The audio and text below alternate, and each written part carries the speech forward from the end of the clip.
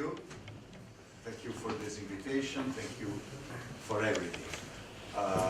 This is the first slide. And this is the basic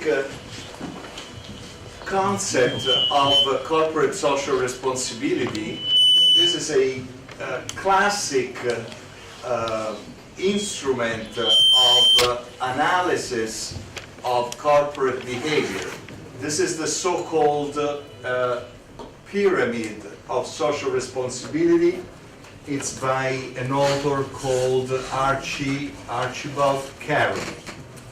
And what does this is the sort of the theoretical basis for corporate social responsibility as we have seen it, let's say, in the last decade.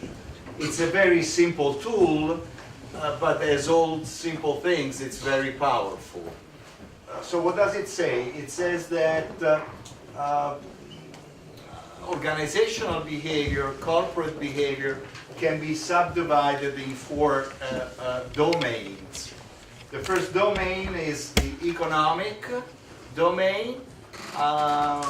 Basically, the objective is to be profitable, to make money, and it is the foundation upon which all others rest. If you don't make money, you don't go very far. Then you have legal, the legal domain, the legal responsibilities. The basic idea is to obey the law. Obey the law. Law in society is codification. Law is society's codification of right and wrong, and you have to play by the rules. Then you have, as you see, we have this idea of going up. The pyramid has in itself this idea of going up, which is something that myself, I don't feel very much comfortable. Anyway, we go up, this sort of ladder, this sort of staircase. Anyway, we have the ethical responsibilities, be ethical, whatever that means, obligation to do what is right, just and fair, avoid harm, okay? And then on top you become philanthropic, be a good corporate citizen, meaning contribute resources to the community and improve quality of life. Now, I think we have to be fair to the author of this and think that he meant to outline four aspects of reality that we can find in each action of reality.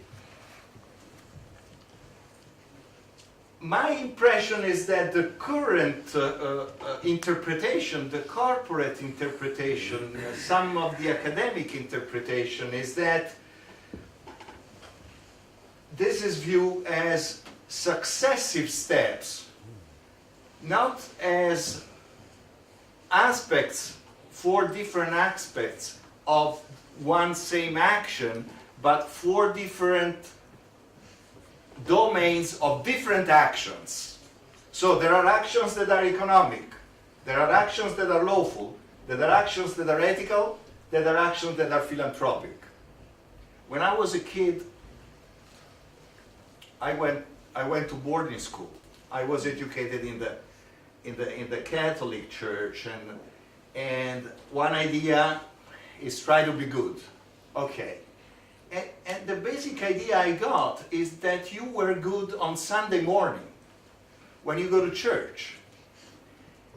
And so that was one action that was ethical. And my quandary throughout boarding school, that was 6 years, 12 to 18 years. My quandary was, how am I ethical when I study? When I do my homework? What is the ethical part when I do my homework, which is my trade as a student? So I was striving unconsciously, unawares, I mean, you know, I was not, to sort of weld together, to wed the different aspects in the same event. I study, my trade is to study. I want to be religious when I study, not only on Sunday morning. So I think that's where my effort has come to go beyond this. So the idea, this idea that it has been interpreted as different realms, different actions.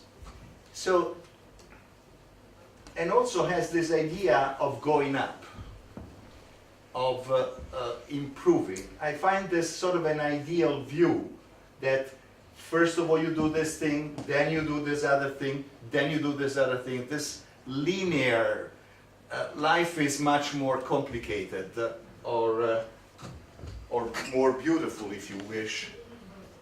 So I propose you, once we have sort of slandered enough the current theory, I propose you a different view. So life is one of, reality is one of muddling through. The idea of muddling through is older than Archie Carroll's idea. It's a 1959 paper by Charles Lindblom about organizational behavior, the science of muddling through.